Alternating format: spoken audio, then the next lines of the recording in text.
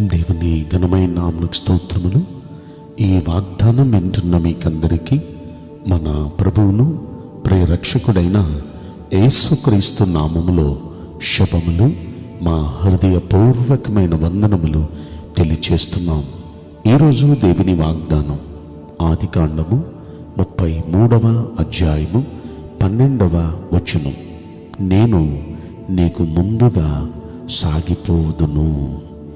ఈ మంచి వాగ్దానం మన మంచి దేవుడు మనందరి వెనుకడిలో నెరవేర్చును గాక. ఆమేన్. మన దేవుడిస్తున్న శ్రేష్టమైన వాగ్దానం చూడండి. ఆయన మనకు ముందుగా సాగిపోతారంట. మనకు ముందు ఆయన వెళితే ఎంత బాగుంటుంది. ఆయన మన ముందు వెళితే మార్గం సుఖమయమవుతుంది. మన ఎత్తులు పల్లాలు సరళమవుతాయి. మనకి వస్తున్న ఆటంకాలు, మనకు వస్తున్న సమస్యలన్నీ తొలగిపోతాయి. ఒక సీఎం గారు వెళుతున్నారనుకోండి, సీఎం గారు ముందు ఒక పోలీస్ కాన్వాయ్ వెళుతూ ఉంటుంది. ఏమున్నా అన్నిటినీ క్లియర్ చేసేస్తుంది. మార్గమంతా ఎంతో సునాయాసంగా వెళ్ళేటట్టుగా చేస్తుంది. మన దేవుడు మనకు ముందు ఆయన వస్తాను అంటున్నారు. ఆయన వస్తే ఎంత బాగుందండి. ఆయన వస్తే ఇశ్రాయేలీయుల ముందు తండ్రి ఆ దేవుడు ఆయన ముందు నడిచారు. సముద్రాలు కూడా చీలిపోయినాయి, నదులు కూడా ఏకరాశిగా నిలిచిపోయింది. అడ్డొచ్చిన ఎరుకో కోటగోడలు కూడా కూలిపోయినాయి. అసలు ఎందుకు అలా జరిగింది అంటే వారికి ముందుగా నడిచిన వాడు సకల జగత్తును సృష్టించిన సృష్టికర్త. ఈ రోజున మనకు ముందుగా ఆయన సాగిపోతున్నారు. మనకు ముందుగా ఆయన వెళితే ఇలాంటి వింత కార్యాలు, అద్భుత కార్యాలు మన జీవితంలో కూడా జరుగుతాయిగా. ఆయన అంటున్నారు, యెషయా గ్రంథం 45వ అధ్యాయంలో 2వ వచనంలో ఆయన అంటున్నారు, నేను నీకు ముందుగా పోవచ్చు, మెట్టగా ఉన్న స్థలములను సరళం చేస్తా, ఇత్తడి తలుపులను పగలగొడతా, ఇనుప గడియలను విరగగొడతా అంటున్నారు. అంటే మనకు ముందుగా ఆయన నడిచి మెట్టగా ఉన్న ప్రతి దాన్ని ఆయన సరళం చేయబోతున్నారు. మనకి మెట్టగా, మనకు కష్టంగా ఉన్న ప్రతి దాన్ని ఆయన మనకు సరళం చేయబోతున్నారు. కనుక ప్రియ దైవ జనాంగమా, ఆయన మన ముందు నడవబోతున్నారు. ఆయన మన ముందు నడవాలంటే మనం ఆయనకి మొరపెట్టాలిగా. మనం ఆయనకి ప్రార్థన చేస్తే మనకు ముందుగా నడుస్తారు. అసలు ఈ వాగ్దానం ఎవరెవరితో చెప్పారు అనే మాట మనం పరిశీలిస్తే ఎంతో భయంతో ఉన్నాడు.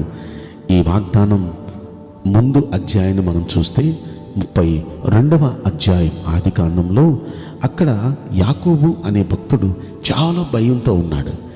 ఎంత భయం అంటే తను మళ్ళీ తన స్వదేశానికి వస్తున్న సమయంలో అతడు వస్తున్నాడన్న సంగతి అన్నకు తెలిసింది, ఏశావుకి. ఎప్పుడైతే తెలిసిందో వాడు ఇంకా బ్రతికే ఉన్నాడా, వాడిని అరణ్యంలోనే చంపేస్తానని కత్తులు దూసి 400 మందిని తీసుకొని గుర్రాలెక్కి బయలుదేరి వస్తున్నాడు. ఈ వార్త వచ్చేసింది యాకోబు దగ్గరికి.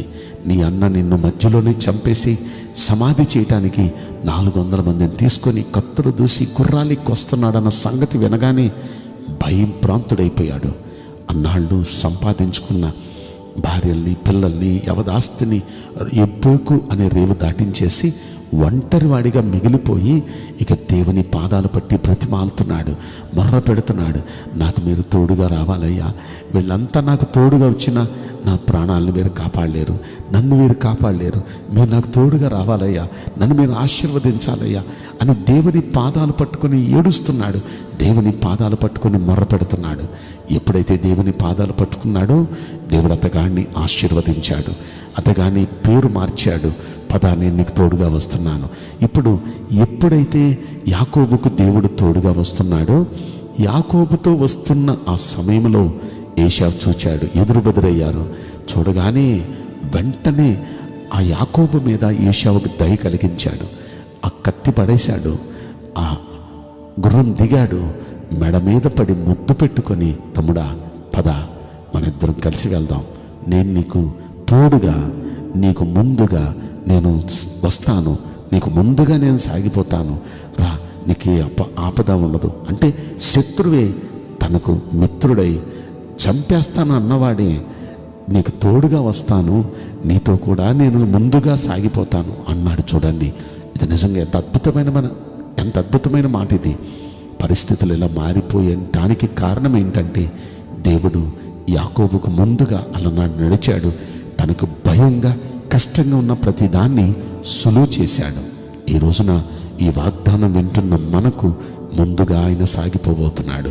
ఏది మీకు కష్టంగా ఉందో, ఏది మీకు ఇబ్బందిగా ఉందో, దేన్ని చూచి మీరు కలవరపడుతున్నారో ఆ విషయంలో మీకు పరిస్థితులన్నీ సుఖమయం కాబోతున్నాయి.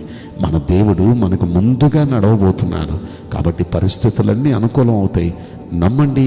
మీకున్న క్లిష్ట పరిస్థితులు, కష్ట సమయాలు అన్నిటినీ దేవుడు ఛేదించి మీకు పరిస్థితులన్నీ సుఖమయం చేయబోతున్నాడు. మీ జీవితంలో అద్భుత కార్యాలు చేయబోతున్నాడు. విశ్వాసంతో నమ్మండి. దేవుని వాగ్దానం పొందుకోండి. దేవుడు మనందరి జీవితాల్లో వాగ్దానం నెరవేర్చునుగాక. ఆమేన్. నేను మీకోసం ప్రార్థన చేయబోతున్నా.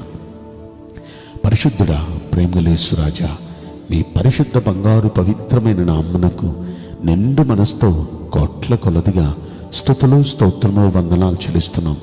ఈ వాగ్దానం వింటున్న ప్రియుల జీవితంలో దయచేసి ఈ వాగ్దానం నెరవేర్చి కృప చూపించండి. మీ బిడ్డలు ముందుగా మీరు సాగిపోతానన్నారు. దయచేసి ఆ వాగ్దానం నెరవేర్చి మీ బిడ్డలు మీరు ఆశీర్వదించమని, ప్రతి ఎత్తు ఫలాలు సరిచేసి మీ బిడ్డలు మీరు ఆనందపరచమని ఈ కొద్ది మనవులు నజరుడైన యేసుక్రీస్తు ప్రశస్తమైన నామములో మిక్కిలి వినయముతో ప్రార్థించి బ్రతిమలాడి వేడుకుంటున్నాం ప్రియ పరలోకపు తండ్రి. ఆమేన్. May God bless you all. Thank you.